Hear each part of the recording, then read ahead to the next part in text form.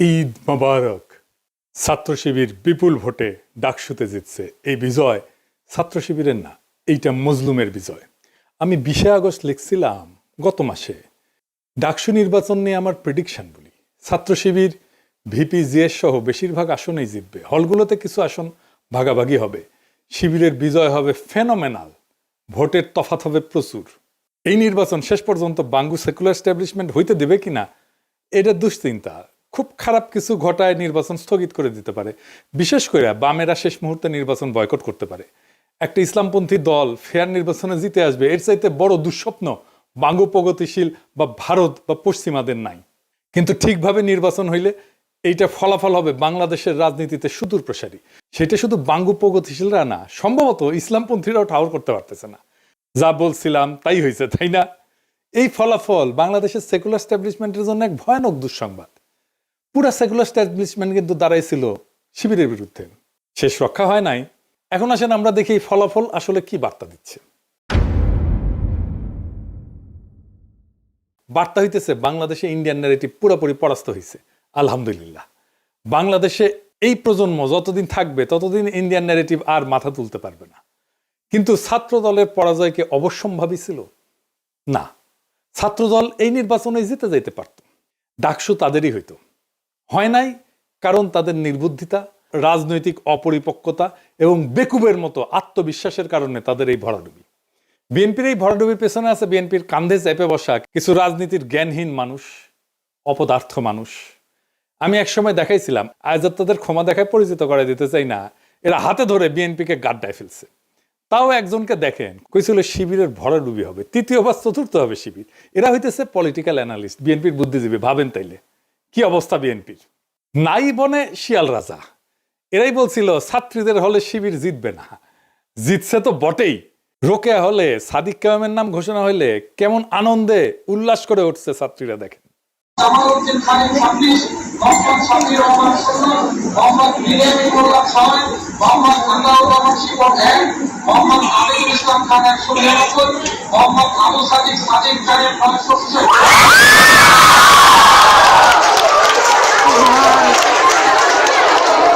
আপনারা জানেন যে 5ই আগস্টের পর যখন ছাত্রদলের ছাত্র শিবির সংঘাত শুরু হইল, আমি তখন নিজ দায়িত্ব নিয়ে এই দুই দলের ভেতরে সংঘাত বন্ধ করার উদ্যোগ নিচ্ছিলাম। সেই মিটিংয়ে শিবিরের প্রেসিডেন্ট সেক্রেটারি উপস্থিত থাকলেও ছাত্রদল প্রতিশ্রুতি দিয়েও হাজির হয় নাই। আমি কেন তাদের মধ্যে নেগোসিয়েশনের উদ্যোগ নিয়েছিলাম? কারণ আমি সেন্স করতে পারছিলাম বিএনপি মারাত্মক একটা ভুল করতেছে। তারা ধীরে ধীরে আওয়ামী ন্যারেটিভ গ্রহণ করতেছে। আওয়ামী লীগ যা বলতো তাই দিয়ে সে জামাতের বিরোধিতা করতেছে। আমি বিএনপির শীর্ষ নেতৃত্বকেও বলছি এইটা ভুল স্ট্র্যাটেজি। আমি উনাদের উদাহরণ দিয়ে বলছিলাম, ধরেন গোলাম আজম একজন স্বাধীনতা সংগ্রামী, ভারতের অটল বিহারী বাজপেয়ীর মতো আর কি। তাইলে আপনি জামাতের রাজনৈতিক বিরোধিতা কেমনে করতেন? আপনি তো তারে স্বাধীনতা বিরোধী বলতে পারতেন না, মুক্তিযুদ্ধ বিরোধী বলতে পারতেন না। তো তাহলে অটল বিহারী বাজপেয়ীর মতো যদি গোলাম আজম স্বাধীনতা সংগ্রামী হইতো, তাইলে কিভাবে আপনি বিরোধিতা করতেন? সেভাবে করেন। আওয়ামী লীগ যা বইলা জামাতকে ঘায়েল করতো সেইটা বললে আপনি আওয়ামী লীগ হয়ে যাবেন। তাই হয়েছে। আপনি জামাতকে রাজাকার, স্বাধীনতা বিরোধী, পাকিস্তানপন্থী কিছু বইলাই দমাইতে পারবেন না। উল্টা জামাতের লাভ হবে, হয়েছে না? এর ফলে বিএনপি তার অ্যান্টি ইন্ডিয়া ভোট ব্যাংক হারাবে। তাই হারাইছে। সে আওয়ামী লীগের ভোট পাইছে। আপনি জগন্নাথ হলের ভোটের হিসাব দেখেন, জগন্নাথ হলের পুরা ভোট মোটামুটি বিএনপি পাইছে, তাই না? তো তার মানে সে আওয়ামী লীগের ভোটটা নিচ্ছে আর নিজের ভোট হারাই ফেলছে। আর জামাত কি করছে? যে anti India vote bank intact রেখে সেকুলার ভোট টানার কৌশল নিতে পারছে। বিএনপি যতবার মুক্তিযুদ্ধ 1971 এই বলে জামাত শিবিরকে আক্রমণ করবে, ততবার জামাতের অ্যান্টি ইন্ডিয়া ভোট আরো বাড়বে। জামাত যে বাংলাদেশে অ্যান্টি ইন্ডিয়া রাজনীতির সবচেয়ে বড় কামেল এজেন্সি, এটা বেশি স্ট্যাবলিশ হবে। বাংলাদেশের প্রধান দ্বন্দ্ব বিএনপি ধরতে পারে নাই। প্রধান দ্বন্দ্ব নিয়ে আমি অনেকবার বলছি। আমি এই বিষয়ে বলছিলাম যে বিএনপির এই আওয়ামী মুক্তিযুদ্ধের রাজনীতি পরাজিত হবে। আমি বলছিলাম, শোনেন এডিটর সাহেব একটু শোনায় দেন আমার আগের থেকে দ্বন্দ্বটাও আবার শুনলে আবার মনে হবে যে কি বলছিলাম। শোনান এডিটর সাহেব। একটা সমাজে নানা রকম দ্বন্দ্ব থাকে। একটা নদীতে যেমন নানা ধরনের স্রোত থাকে, একটা না অনেকগুলো স্রোত থাকে, ছোট বড় মাঝারি। তেমন সমাজেও থাকে। যেমন ধরেন আমাদের দেশে ধনী গরিবের একটা দ্বন্দ্ব আছে না, সেকুলার আর ধর্মবাদীর একটা দ্বন্দ্ব আছে না, ইংরেজি জানাদের সাথে বাংলা মিডিয়ামের দ্বন্দ্ব আছে না, শহর আর গ্রামের দ্বন্দ্ব আছে না? আছে। শহরের লোকেরা তো গ্রামের লোকদের তাচ্ছিল্য করে খ্যাট বলে, তাই না? বড় লোক আর গরিবের দ্বন্দ্ব আছে না? এইরকম অসংখ্য দ্বন্দ্ব পাইবেন দেশে। এই দ্বন্দ্বগুলোই রাজনীতি, কনফ্লিক্ট সিচুয়েশন, এটাই রাজনীতি। একটা পক্ষের সাথে আর একটা পক্ষের দ্বন্দ্ব, এই রাজনীতি, এটাই রাজনীতি। কিন্তু এর মধ্যে একটা প্রধান দ্বন্দ্ব থাকে, এক নাম্বার, সেটা খুঁজে বের করতে হয় কোনটা প্রধান দ্বন্দ্ব। এটাই পলিটিক্যাল ওয়ার্কারদের কাজ, এটাই রাজনৈতিক নেতাদের কাজ। আপনি ইতিহাসে তাকাইলে দেখবেন ব্রিটিশ আমলে প্রধান দ্বন্দ্ব কি ছিল? ব্রিটিশদের সাথে আমাদের দ্বন্দ্ব না, না তা না। প্রধান দ্বন্দ্ব ছিল জমিদার আর প্রজাতি। অসংখ্য কৃষক বিদ্রোহ হয়েছে, এর ফলশ্রুতিতে পাকিস্তানের জন্ম হয়েছে। ভারতের স্বাধীনতা আন্দোলন আর পাকিস্তান সৃষ্টি এক না, দুইটা আলাদা দ্বন্দ্বের ফল। পাকিস্তান আমলে দ্বন্দ্ব কি ছিল? বাঙালি আর অবাঙালিদের, তাই না? হাসিনা আমলে দ্বন্দ্ব কি ছিল? প্রধান দ্বন্দ্ব ভারতীয় আধিপত্যবাদের প্রত্যক্ষ সেবাদাসী ফ্যাসিস্ট হাসিনার সাথে বাংলাদেশের নাগরিকদের মুক্তির আকাঙ্ক্ষার দ্বন্দ্ব। দুই পক্ষ, হাসিনা অ্যান্টি হাসিনা। এখন হাসিনা নাই, কিন্তু সেই প্রধান দ্বন্দ্ব আছে। ভারতীয় আধিপত্যবাদের প্রত্যক্ষ সেবাদাসী হয়েছেন আপনারা, বিএনপি। এখন আপনাদের সাথে বাংলাদেশের নাগরিকদের মুক্তির আকাঙ্ক্ষার দ্বন্দ্ব শুরু হয়েছে। এই লড়াইয়ে আপনারা পরাজিত হইবেন, অবশ্যই হইবেন। এটাই ইতিহাসের শিক্ষা। আজ হোক কাল হোক পরাজিত হইবেন। ইন্ডিয়ান সালসা খাইয়া যারাই বাংলাদেশের রাজনীতি করতে আসবে ধ্বংস হয়ে যাবে। যেই আসুক, যত বড় দল আসুক, মাথাতে রেখেন, কামে দিবে। যত কৌশল নেন আমাদের বিরুদ্ধে, কোনোটাই কোনো কাজে দিবে না, কোনো কাজে দিবে না। তো বলছিলাম, যত কৌশলই নেন না কেন, কোনোটাই কাজে দিবে না। কাজে দেয় নাই। ভারতীয় বয়ান জয় বাংলা হয়ে গেছে। ইন্ডিয়া যে হারছে সেটা নিঝুম মজুমদারের আহাজারিতে শোনেন। ইলেকশনের আগে সে বাক্য ঝাড়ি ছিল, সে বলছিল যে ওরাও হারবে, আপনারাও হারবেন, মানে বিএনপি করছে আর কি। শুনেন, শুধু আপনার বিবেচনার উপর একটু ছেড়ে দেই। Now it is your call, it's your take. সিদ্ধান্ত আপনার। কালকে নির্বাচন, প্রশ্নের জবাবটা আপনারাই দিয়ে দেন। যদি জামাত শিবির নির্বাচিত হয়, হেরে গেছি, আপনারাও আমরাও সম্মিলিতভাবে। প্লিজ হেরে যায়েন না। তো বিএনপি কেন এইভাবে দুর্বল হয়ে গেল? হাসিনা বিরোধী লড়াইয়ে হাসিনার ন্যারেটিভ ভাঙায় বিএনপির কোনো ভূমিকা ছিল না।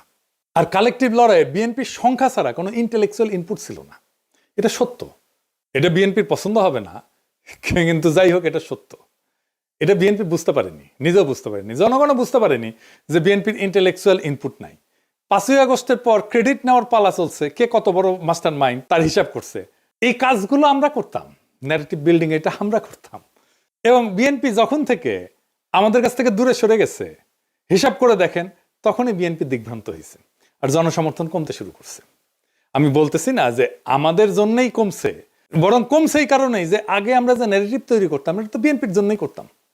ফ্রি করতাম, ডিফেন্ড করতাম তো বিএনপিরই, ফ্রি। এখন তার করি না, তাই সব দুর্বলতা ফাসাদ করে বের হয়ে গেছে। বিএনপি জামাতের রাজনৈতিক বিরোধিতা কিভাবে করতে পারতো, এই নিয়ে আমার পরের এপিসোড দেখবেন। এখন জামাত কইতে পারেন, দাদা আপনি এইভাবে স্ট্র্যাটেজি কইয়া দিতেছেন, ভয় নাই, কইয়া দিলেও শুনবে না ওরা। আর যদি শুনেও তাতে আপনাদের ক্ষতি নাই। রাজনীতির জ্ঞান বিএনপির লবডাঙ্কা হইলেও ইগো আছে টনটনা, 16 আনার উপরে 18 আনা। এখন প্রশ্ন হইল, বিএনপি কেন এই রাজনৈতিক অবস্থান নিল? কারণ বিএনপি ডরাইতেছে যে ইসলামপন্থীরা ইমার্জ করছে, লীগ আর বামেরা না থাকলে সে এটা সামলাইতে পারবে না।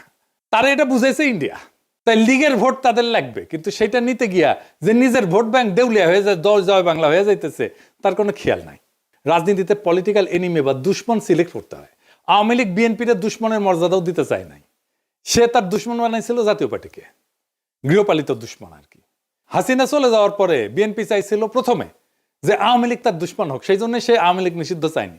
আওয়ামী লীগ দল নিষিদ্ধ হওয়ার পরে সে চাইছে জাতীয় পার্টি তাদের দুশ্মন হোক, মানে বিরোধী দল হোক। এটাও ইন্ডিয়ার প্রেসক্রিপশন। তারা কখনোই চায় নাই জামাত বিরোধী দল হোক, এমনকি এনসিপি হোক। এখন নিজেরই বিরোধী দল হওয়া লাগবে। এখন শিবিরের এই বিজয়, ডাকসুতে বিজয়, কি অর্থ বহন করে বা এটা কোথায় যাইতে পারে? এই ডাকসুই আগামী সরকারের ছায়া, যদি সে রাজনৈতিক দল ক্ষমতায় যাওয়ার জন্য তৈরি থাকে। 1971 ঠিক আগে তোফায়েল আহমেদ জিতছিল, আসম আব্দুর রব জিতছিল ছাত্রলীগ থেকে। তারপরেই আসছে 71 মুজিবের ক্ষমতা নেওয়া। 1990 আমানুল্লাহ আমার খোকনের জেতা, একই রকম। তাই এইবারে ডাকসুতে ছাত্র শিবিরের বিজয় এটাই বলতেছে আগামী জাতীয় নির্বাচনে বিএনপির বিজয় এখন অনিশ্চিত। এনসিপিও আর রাজনীতিতে জায়গা করে নিতে পারবে না। তবে ধরেন মুজাহিদুল ইসলাম সেলিমরাও জিতছিল ডাকসুতে, মাহমুদুর রহমান মান্নারাও জিতছিল, কিন্তু জাসদ বাসদ বা সিপিবি ক্ষমতায় গেছে, যায় নাই। কেন আর কখন এই ডাকসু আগামীর ক্ষমতার রাস্তা হয়ে ওঠে আর কখন হয় না, সেই হিসাবটা জানতে হবে। আপনি যদি এই বিজয়কে ক্ষমতা পর্যন্ত নিয়ে যেতে চান, প্রত্যেকটা পদক্ষেপ এখন হিসাব কইরা মাইপে ফেলতে হবে। আমি বিজয়ের আনন্দে আত্মহারা হইতে নিষেধ করছি, কারণ আগামী কাল থেকেই শত্রুরা বিপুল বিক্রমে ঝাঁপায় পড়বে আমাদের উপরে। প্রচুর টাকা পয়সা নিয়ে, বাজেট নিয়ে, পুরো সেকুলার স্ট্যাবলিশমেন্ট ঝাঁপায় পড়বে।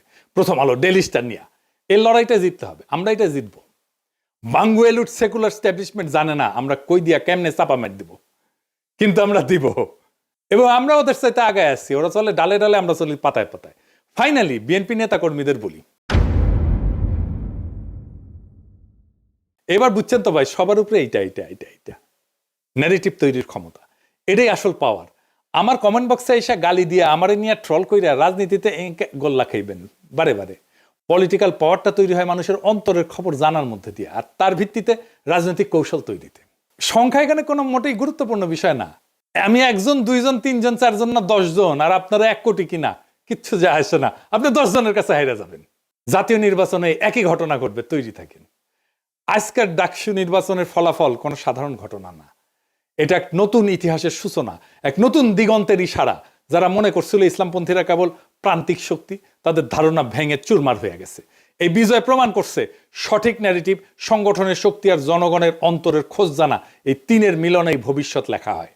বাংলাদেশের মাটিতে ভারতীয় আধিপত্যের বয়ান ধসে পড়ছে, সেকুলার স্ট্যাবলিশমেন্ট হতভম্ব হয়ে গেছে, কিন্তু এই লড়াই কেবল আজকের বিজয় উদযাপনের মধ্যে সীমাবদ্ধ না।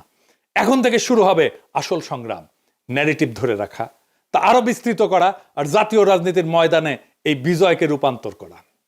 ইতিহাস সাক্ষী, ডাকসু কখনো কেবল বিশ্ববিদ্যালয়ের দেয়ালে আটকায় থাকে না, এটা পুরো জাতির রাজনীতির পূর্বাভাস হয়ে ওঠে। তাই এই বিজয় কেবল একটা সংগঠনের না, এটা একটা প্রজন্মের, একটা জনগণের, একটা আন্দোলনের, একটা বিপ্লবের জয়। আমাদের দায়িত্ব এখন দ্বিগুণ। শত্রুপক্ষ আসবে সর্বশক্তি নিয়ে, মিডিয়া তার অর্থবল নিয়ে, কিন্তু আমাদের হাতে আছে সেই শক্তি যা তাদের নাই, মানুষের অন্তরের খোঁজ জানা আর ন্যারেটিভ তৈরি করার ক্ষমতা। এটাই আসল শক্তি, এটাই আসল পুঁজি। তাই বলি, আজকের ডাকসুর বিজয়কে আগামীর বাংলাদেশের পথ চলার ভিত্তি কইরা গড়ে তুলতে হবে। আত্মতুষ্টিতে না, দৃঢ় কৌশলে আগায় যান। শত্রুর আঘাতকে ভয় না, বরং প্রেরণা বানান, কারণ এই প্রজন্ম প্রমাণ করে দিচ্ছে বাংলাদেশের রাজনীতির আগামী দিনে আর কোনো ভারতীয় বয়ান না, জয় হবে কেবল বাংলাদেশি নাগরিকদের মুক্তির বয়ানের। এই পথেই মুক্তি, এই পথেই ভবিষ্যৎ। ইনকিলাব জিন্দাবাদ।